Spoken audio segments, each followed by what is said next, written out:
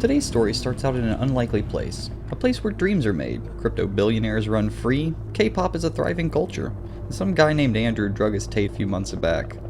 Regardless, if you said Twitter, you were right. I mean, it was in the background this whole time, so of course you should have fucking known that. Don't get smug with me back there. Other than this message completely catching me off guard, this message really made me start thinking, what would the value of Hydro be as a channel? To me, there is a lot of history to this channel that goes back way before even I possessed the channel, as well as there's a lot of projects that never even got to see the light of day that went very far into development that we never even got to produce. In a sense, this is how we're going to start today's video. We're going to go back and we're going to reevaluate Hydro as a brand and see what it came from and where it's going. So with that being said, let's get into the video. Cue the intro.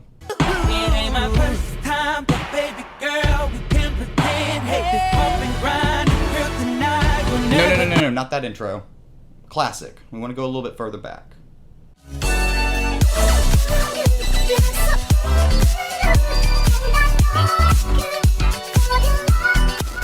But Hydro, your channel, you've only been doing stuff this year. Well, joke's on you, if you haven't been around that long. I've done videos on another channel before this. Fuck, was I a tool. Regardless, this would be one of the few times I publicly mentioned working on projects before Hydro. I guess to better sum it up, we would need to go back to the beginning.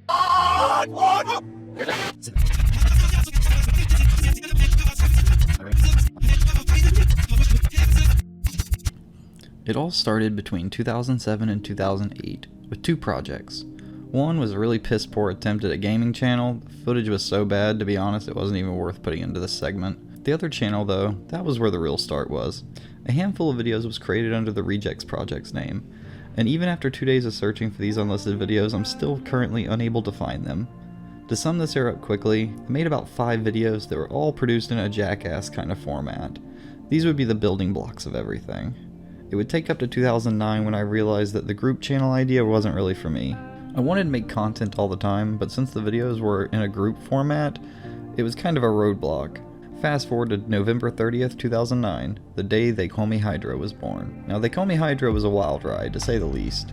And looking back, I don't think I'd be anywhere near the person I am today if it wasn't for that channel, and the people that were along for the ride. Content started with great inspiration from Shane Dawson. I loved the sketch comedy at the time, with him and himself dressed up as family members. I'd mimic this style from the start of my journey up until meeting Matt from FunnyMeNow. Me and Dan would travel about an hour to the city and would work with him pretty often between 2010 and 12.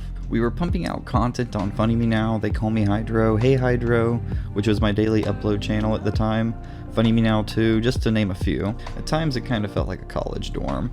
You'd kind of wake up, film all day, fall asleep from exhaustion, and then just repeat. Then again though, I couldn't really get enough of it at the time.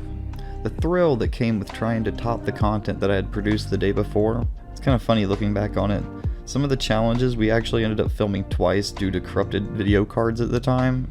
When me and Dan were not with Matt filming, we were working rapidly on producing the brand, bringing in new people and trying to increase just the overall production quality. These years honestly felt like such a blur. The partner program back then was a little bit different. You could simply email the partner support line, wait a week, and you'd get a response. On December 12th, 2012, the day before my birthday, a request I had been fighting for months for was finally accepted.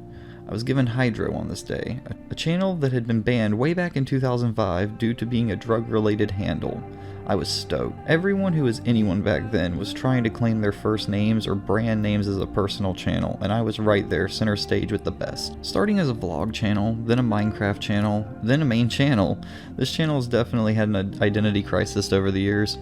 I guess Hydro as a whole brand has kinda had an identity crisis. At the same time as all this, I also found myself jumping content on my main channel. Sketches didn't feel like what I was happy with anymore. Pranks would bring in the views, but I absolutely hated filming. And as the years went on, I found myself partying more and more, and seeing YouTube more and more as a chore, just a chore that I had to do weekly. I was burnt out. I was also under contract at this point with a different network per channel. It was exhausting. Every upload became less about what I enjoyed about Hydro, and eventually the uploads just stopped. I stopped checking the comments, I stopped logging in, then I just stopped coming on the site for anything other than music. I'd laid dormant for years. In 2020, me and one of the original Rejects Projects members, CJ, would go on to poorly produce So Sorry, which at the time, the vision was a little bit larger than the time frame and the equipment that we had to work with. After this project, 2 projects would come into the works.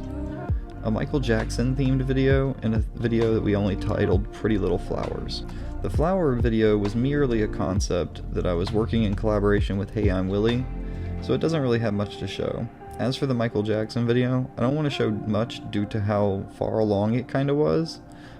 Maybe one day I'll kinda let it get to light, but as of right now I'm just gonna let that one kinda lay dormant a little longer. Moving forward to this year, the most movement on these projects in over half a decade was forming. A project that we had titled Less Than Zero was in the works. Full miniseries following Dan's character from my original video. This video honestly was so cool.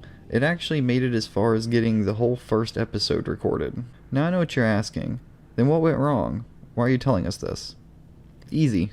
Scheduling. When you have a production with 10 people, and all y'all have a full work schedule, families, and just, personal lives, it complicates a set. It wasn't long until people had different haircuts and stuff like that. For those, though, who do kind of want a bit of lore for the Hydro universe, I will leave the script in the description as well as on the screen some snippet. Back to the drawing board. Where does this leave us now? Well, with a $250 offer for the handle, obviously. And with the hurricane hitting and life being life, you can't blame me for thinking about it.